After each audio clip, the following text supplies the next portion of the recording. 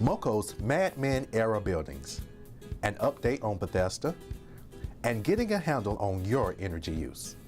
All that and the latest news coming up next on Montgomery Plans.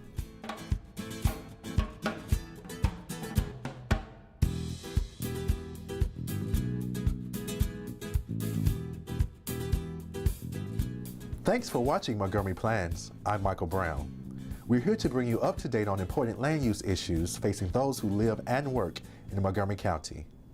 On today's show, we'll learn about an effort to study the county's mid-century modern buildings, tour Bethesda for an update on development and transit news for this thriving urban community, and learn how you can get a handle on your home's energy use.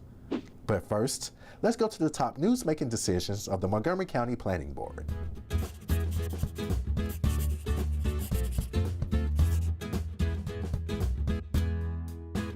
Welcome to Plans in the News. I'm Susan Kennedy. It's been a busy few months for planners and members of the board as they move ahead with several items in their work program. We start this time with news in Clarksburg on the limited master plan amendment for the 10 Mile Creek watershed. The Planning Board is looking at potential effects of future projects in the pipeline for Clarksburg and how those might impact the 10 Mile Creek and its tributaries. Planning staff, along with a host of consultants, looked at the total picture of the 10 Mile Creek watershed to find recommendations that would make sure the area stays in very good condition. Well, there was a concern in 1994 that it might be too much for the area.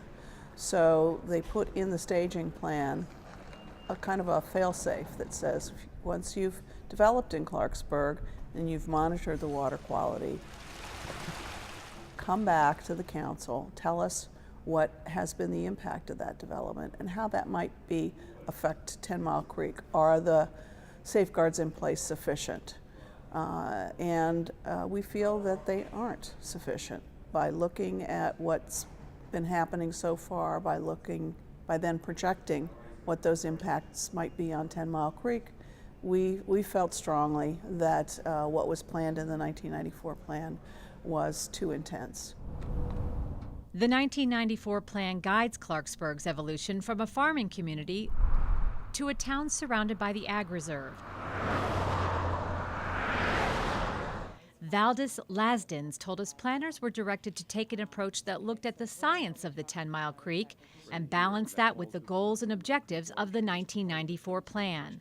Our entire approach looked at that careful balance, looking at the analysis that our consultants have performed on the 10 Mile Creek and all of its sub-watersheds, looking at various scenarios of development that could occur in the 10 Mile Creek watershed, and balancing those environmental impacts with this whole notion of community building.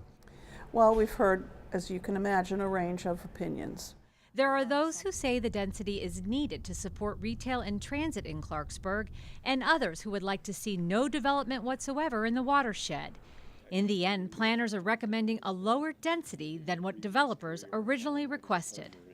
And we have been through, I think, a task force and a working group trying to work with agencies and with the stakeholders to come up with an approach. And the majority of people involved in those processes felt that what was really needed was some sort of land use examination. So that's where we are. We looked at what we can do with respect to the land use. We're retaining a fairly high amount of land use close to the town center, but we are reducing the amount of potential development that's farther away from the town center. The Planning Board will make its recommendations on the limited amendment later this fall, when it will be then transmitted to the County Council for a final decision.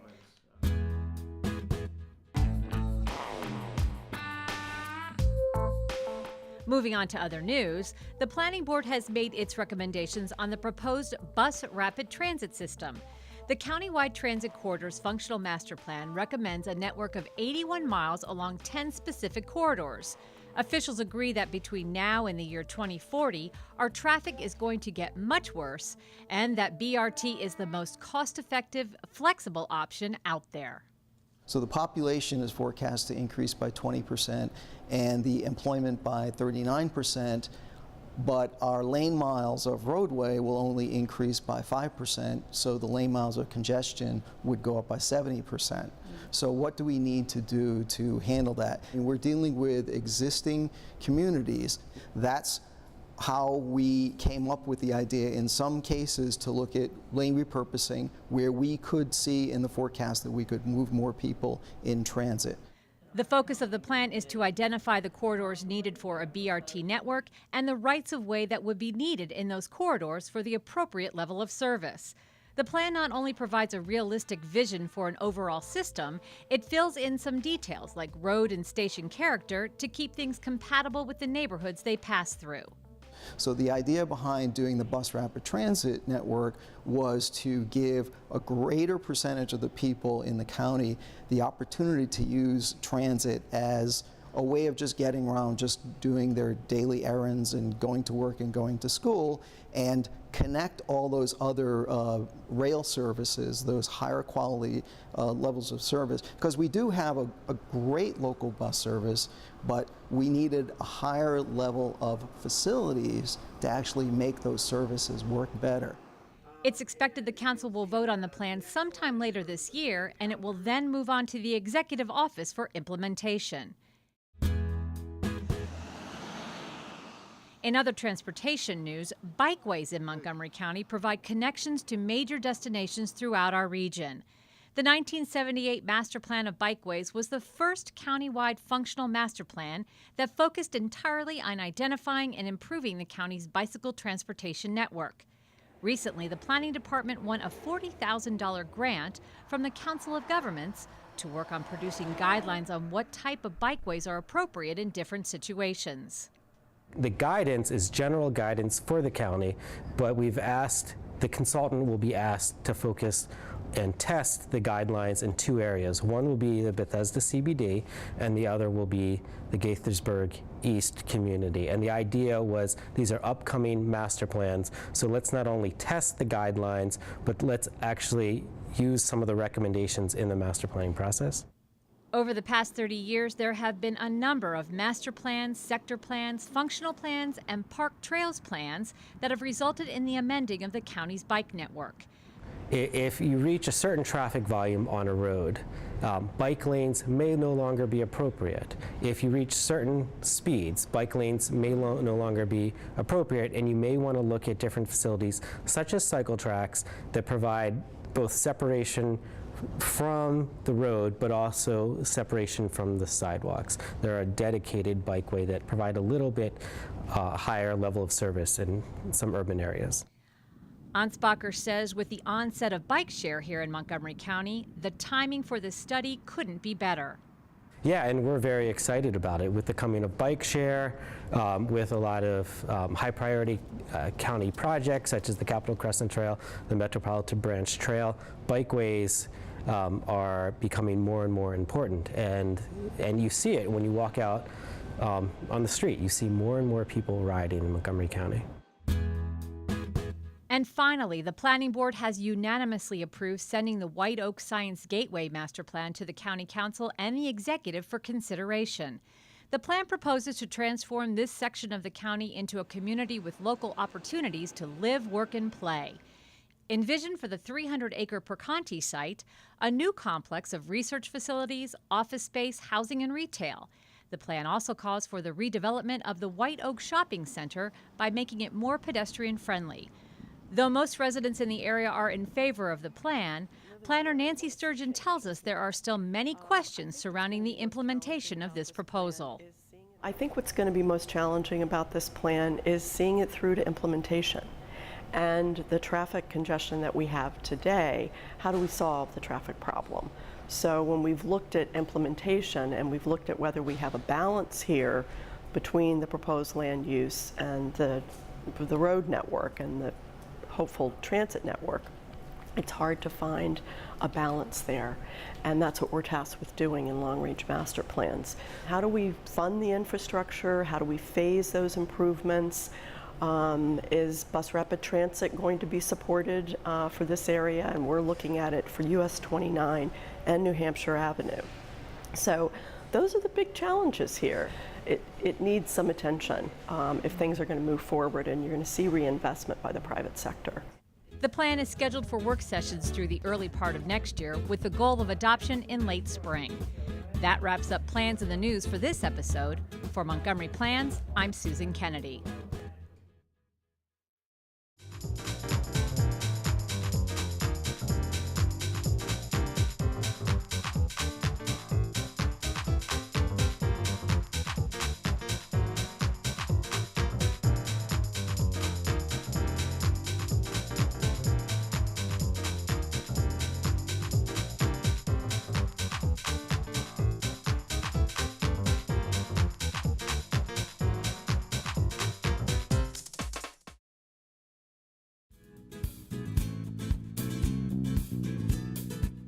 In an effort called Montgomery Modern, historic preservation planners have begun to identify and evaluate local buildings that date to the 1950s and 60s. The goal is to develop a more complete understanding of this county's resources from that era. Here's Barbara Grombaum with more.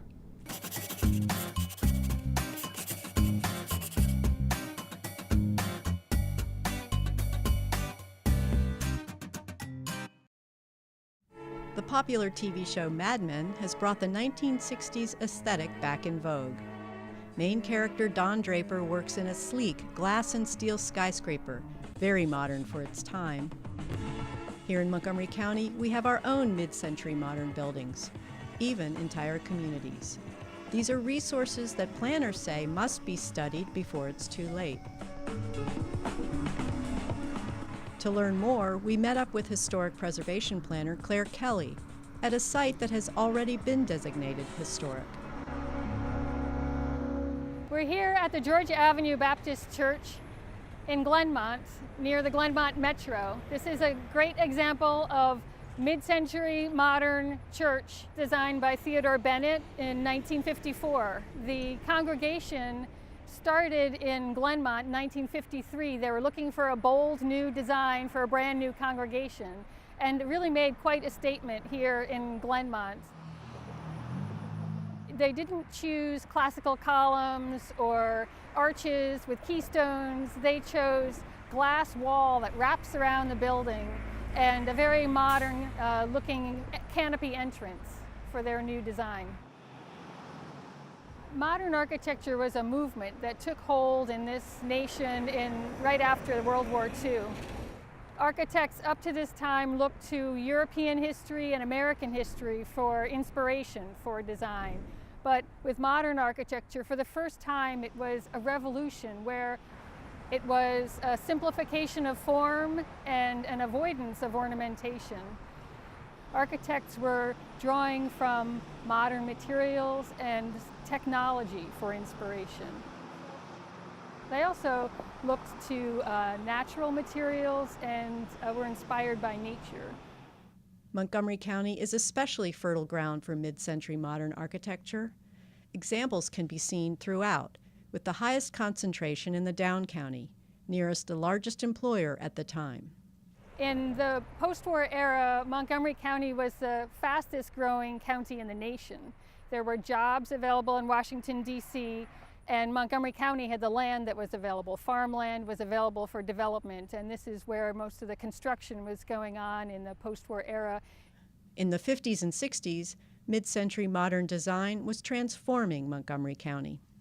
In business districts, steel and glass boxes changed the way streetscapes looked. And in the hillsides, houses were nestled into wooded land and preserving trees and the landscape. So there were entire communities that were designed during this time period with a very modern idea of site planning. And one of the leaders in this was Edmund Bennett. The concept that Edmund Bennett had was to site houses into the landscape to preserve the trees and the natural topography so that the houses sat gently in the land. He worked with Keyes, Lethbridge, and Condon, who were leading modernist architects in the DC area, and they designed houses with colorful panels and large walls of windows so that you could enjoy the landscape surrounding your house. Sometimes a building's architect adds to its significance. Well, we have examples in Montgomery County of mid-century modern buildings that were designed by nationally known architects. The Seymour Krieger House in Bethesda was designed by Marcel Breuer. The Krieger House is an international style house. It's got very vertical and horizontal lines designed on a grid. It's got glass walls that bring the outdoors into the living space, but also terraces that allow the living space to extend into the outdoors. The international style can also be seen on a grand scale here in Montgomery County. A landmark example of international style project can be seen at the Geico headquarters. The corporate headquarters complex was a new building type in the mid-century era, and Geico chose international style, which was a very new and modern design for their headquarters. Many types of buildings were constructed during this time period. Some were county buildings.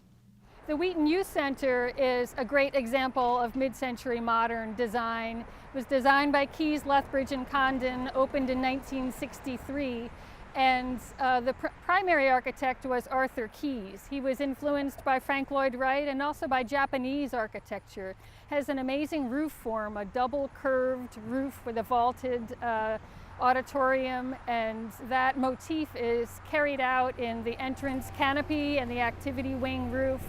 And the concept was really to design a clubhouse in a modern way for the youth of Wheaton. And a lot of county churches date to the mid-century. Like Georgia Avenue Baptist, they reflect the design of the times. Set in nature, the Cedar Lane Unitarian Church is made of natural materials and features walls of windows. Some buildings from this time period feature space-age motifs, like Weller's Dry Cleaners on Fenton Street in Silver Spring. Today it seems dated. However, Kelly says it's important to understand a building's context. The recent past is always a challenge to understand. The National Park Service set up guidelines that say 50 years is enough time to be able to have perspective on the past. Yet if a building was built during your lifetime, it might be hard to think of it as historic. So there's a need to step aside and to not think as a critic, but to think as a historian, so that you're not thinking of your personal history, but you're thinking of the historic context of the time period. Planners aren't suggesting that every building from this time period be saved. They simply want the opportunity to see what we've got before it's gone. Mid-century buildings are a fragile resource, and with redevelopment and with new construction, there's a potential to lose buildings from this time period before we've had a chance to identify these resources and then to be able to evaluate them to determine which are significant and worthy of protection under the Preservation Ordinance. To learn more about the county's mid-century modern resources or to suggest ones for future study, go to www.montgomeryplanning.org/historic and scroll down to the Modern Montgomery link. Up next, Around Town in Bethesda. Stay with us. Did you know there are more than 10,000 county government phone numbers? But there's only one number you need to remember for non-emergency calls, 311. MC311 is Montgomery County government's online telephone information system. Need information? Have a problem or complaint? Trying to locate a county government facility? Call 311. The call center is open Monday through Friday, 7 a.m. to 7 p.m. The website is available 24 hours a day, 7 days a week.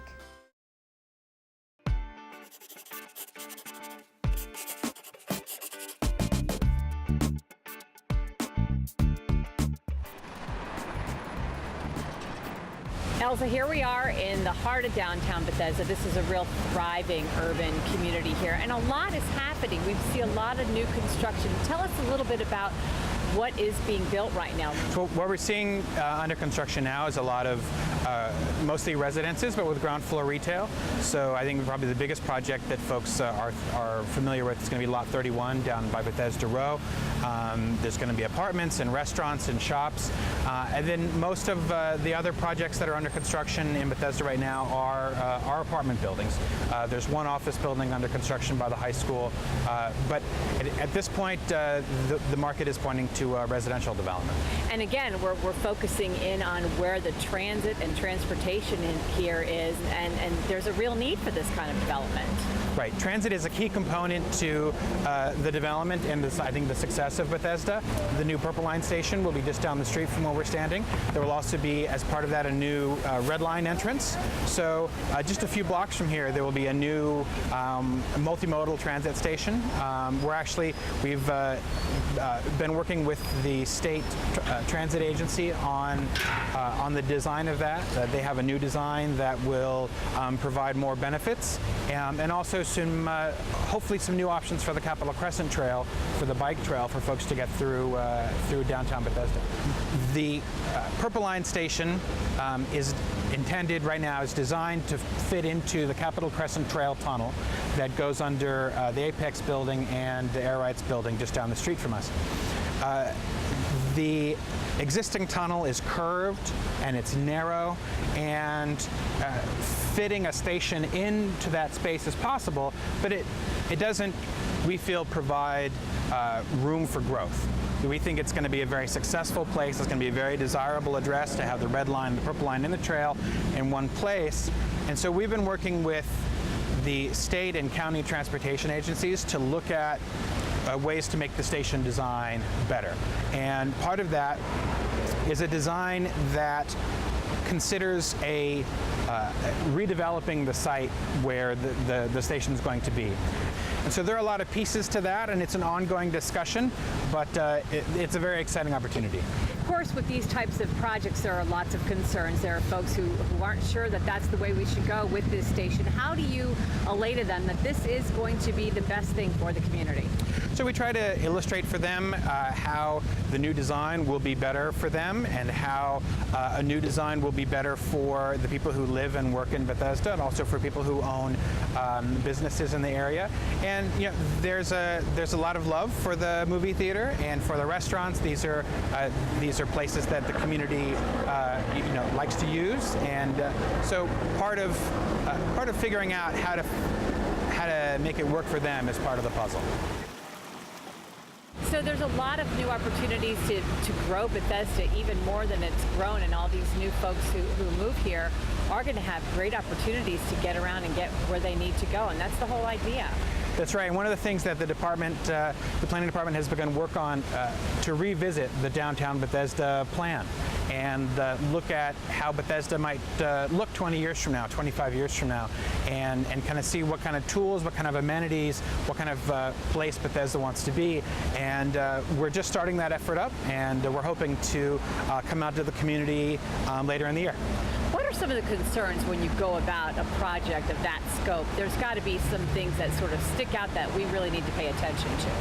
Well, I think one of the things that we want to make sure with an effort this big is that we talk to as many people as we can, that we hear from as many people as we can. We have our expertise, but the folks who live here are really going to know it better than the planners. So it's important to get out and talk to folks.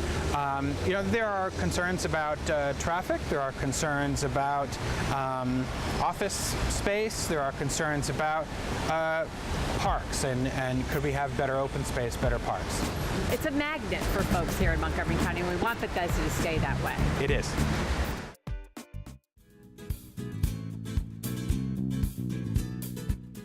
Energy audits are a good way to determine whether your home is being heated and cooled efficiently and effectively. But just how do they work? Here's Scott Whipple to tell us more.